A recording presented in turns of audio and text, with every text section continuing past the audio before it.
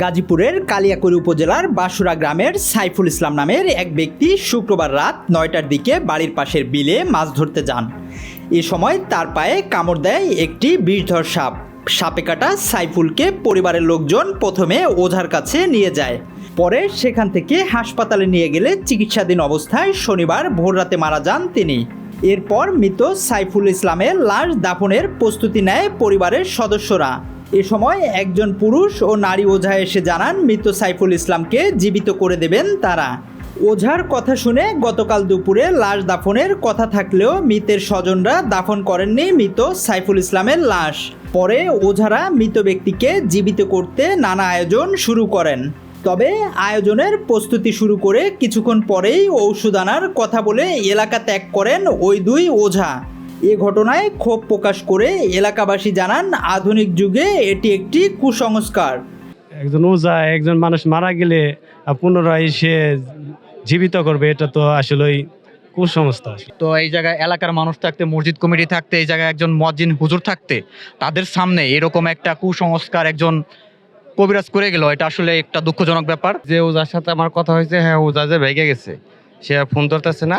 মানে কাপড় চোপড় পরিয়া বাইরে খাটে শোয়ানো হয়েছে, মানে নিয়ে যাওয়া হবে, গোরস্থান নিয়ে যাওয়া হবে। ওই মুহূর্তে 10 মিনিট আগে একটা ওজা আসছে। ওজা আসার পরে বলতেছে যে আমার একটু দেখতে দেন। আমরা বললাম ঠিক আছে দেখেন, আপনি যদি কোনো করণীয় থাকে তো করেন। তো সে বললো 10 মিনিট দেখার পরে বললো যে আমার 2 ঘন্টা সময় দেন, এই জানাজার ডেটটা ঘুরিয়ে দেন, বলে দেন যে পরবর্তীতে বলে দেওয়া হবে।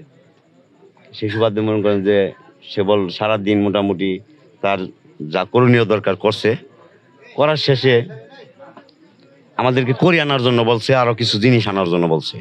তো বলছে পরে আমরা লোকজন পাঠাইছি। পাঠানোর পরে তারা নিয়ে আসছে যে করিগুলা যে সাইজের আনার কথা সে মানে আনতে পারে নাই, ছোট সাইজ আনছে। সেই করি আনার জন্য আবার ফিরাই রিটার্ন গেছে। হেউজা কিছুক্ষণ আগে চেয়ারম্যান সাহেব আসছিল, সাথে থানার থেকে প্রশাসন আসছিল, কথা বলছে হেউজার সাথে। সে বলছে যে আমি 2 ঘন্টার ভিতরে চলে আসতেছি। আমার স্যারে বলছিল যে আমরা কি মুখ খুলে দেখতে পারবো? সে বললো যে না, আমি আসার আগ পর্যন্ত খুললেন না, আমি আইসা খুলবো আর কি। সে অপেক্ষায় আমরা এখানে বসে রয়েছি, জানি না আল্লাহ পাক ভাগ্যে কি রাখছে। তার আশ্বাস, সে আশ্বাস দিচ্ছে বিদায় আজকে আমার বাইরে নিয়ে আমরা এইভাবে বসে আছি। ঢালজোড়া ইউনিয়নের 8 নং ওয়ার্ডের এই সদস্য জানান মৃত ব্যক্তির দাফনে বাধা দিয়ে জীবিত করার আশ্বাস দেন 2 জন ওঝা। এরপর মৃত সাইফুল ইসলামকে জীবিত করতে না পেরে কৌশলে পালিয়ে যান তারা।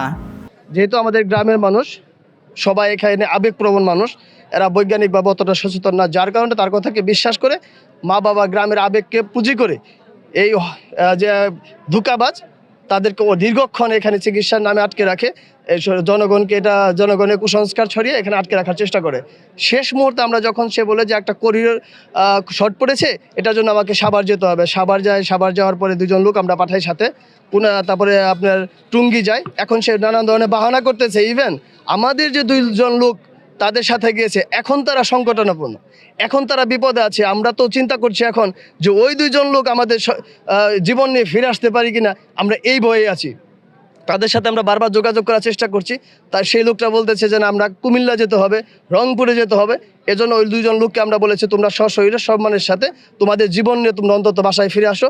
এই ধোঁকাবাজ, তারা বলছে ধোঁকাবাজ, আপনারা দাফন কাফনের ব্যবস্থা করেন। এজন্য উৎসুক জনতা এবং উপস্থিত সকলকে যে এই ধোঁকাবাজ, এটা মহান আল্লাহ তাআলার, আমাদের হায়াতের মালিক, আমাদের জীবনের মালিক, আমাদের রিজিকের মালিক মহান আল্লাহ তাআলা। আমাদের হায়াত ছিল না আমাদের সাইফুল মামার, ওনাকে নিয়ে গেছেন। আমরা তার দাফন কাফনের ব্যবস্থা করব। যারা উৎসুক জনতা এসেছেন, মহান আল্লাহ তাআলার কাছে দোয়া করবেন, আল্লাহ তাআলা যেন ওনাকে জান্নাতবাসী করেন। এই কথা সবার কাছে এই দোয়া কামনা করছি এবং এই সকল কুসংস্কার থেকে সবাইকে দূরে থাকার আহ্বান জানাচ্ছি।